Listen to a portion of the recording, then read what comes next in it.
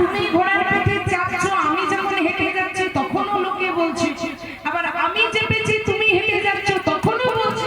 এক কাজ করি, দুজনের মধ্যে কেউ চাপবে না, হ্যাঁ দুজনেই হেঁটে হেঁটে যায় আর ঘোড়াটাকেও হাঁটিয়ে হাঁটিয়ে নিয়ে যায়। বেশ তাই কর খোকা, চল দুজনেই হেঁটে হেঁটে যায়।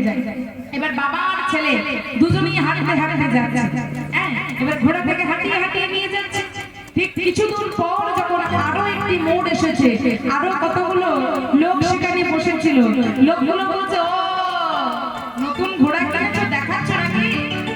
হ্যাঁ নতুন ঘোড়া কিনেছো সেটা দেখাচ্ছ, ঘোড়াটাকে হাঁটিয়ে হাঁটিয়ে নিয়ে যাচ্ছ, নিজেও চাপনি আর ছেলেটাকেও চাপাওনি, বলি নতুন ঘোড়া কিনেছো সেটা আমাদেরকে দেখাচ্ছ। বাবা আর ছেলে বুঝে গেল, বাবা বলছে, ঘোড়ারে এই মানুষ কোনোটাতে সন্তুষ্ট হবে না।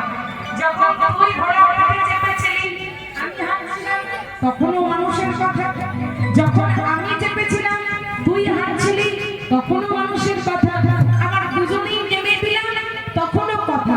এক কাজ কর, চল দুজনেই চেপে যাই। হ্যাঁ দুজনেই ঘোড়ার পিঠে চাপতে চাপতে যাই। তাই আজ বাবাও চেপেছে ঘোড়ার পিঠে আর ছেলেও চেপেছে ঘোড়ার পিঠে। এবার নিয়ে যাচ্ছে, কিছু দূর দিয়ে আরো মোড় এসেছে, সেইখানে কতগুলো লোক দেখে পড়ে বলছে, আহা তোমাদের মনে কি একটু মনুষ্যত্ব নেই? একটা ঘোড়াকে নিয়ে যাচ্ছ দুজনই চেপে দিয়েছো। আরে বাবা একজন চাপো, দুজন চাপলে ঘোড়াটা তোমাদের লড়তে নিতে পারে?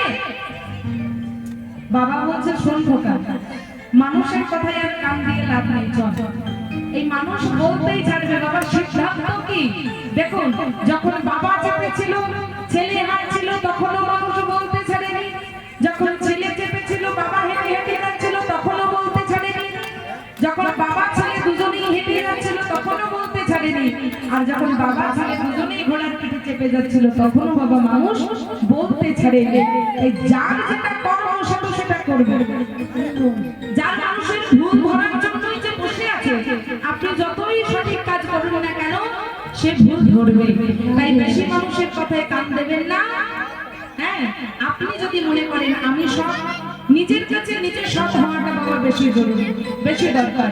নিজেকে ভগবানের কাছে সমর্পণ করুন, মনে মনে ভাবুন আমি জানি আমি কি, আর আমার গোবিন্দ জানি আমি কি, ব্যাস আর কিছু চাই না।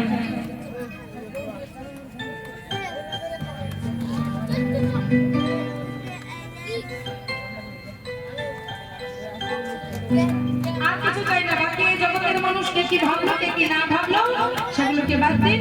শুধু মনে রাখবেন গোবিন্দের কাছে যেন সৎ থাকতে পারে আর নিজের কাছে নিজে যেন ঠিক থাকতে পারে, এইটুকু থাকলেই আর কিছু চাই না।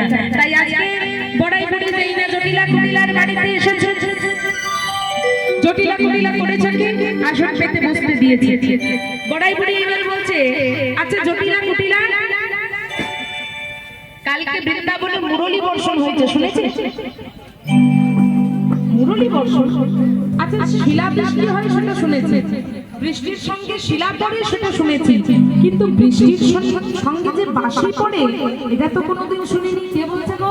কুটিলা বলে, ও বলে না, বলি মুরলী বর্ষণ এটা সেটা আবার কি? বলে শোন কুটিলা, কালকে বৃন্দাবনে বৃষ্টির সঙ্গে বাঁশি পড়েছে। এই দেখ আমি কতগুলো বাঁশি পেয়েছি, যে নকল বাঁশিগুলো তৈরি করে এনেছিল না মা বড়াই করে, সেই নকল বাঁশিগুলো দেখে কুটিলাকে বলছে, এই দেখ কতগুলো বাঁশি কালকে আমি পেয়েছি, এই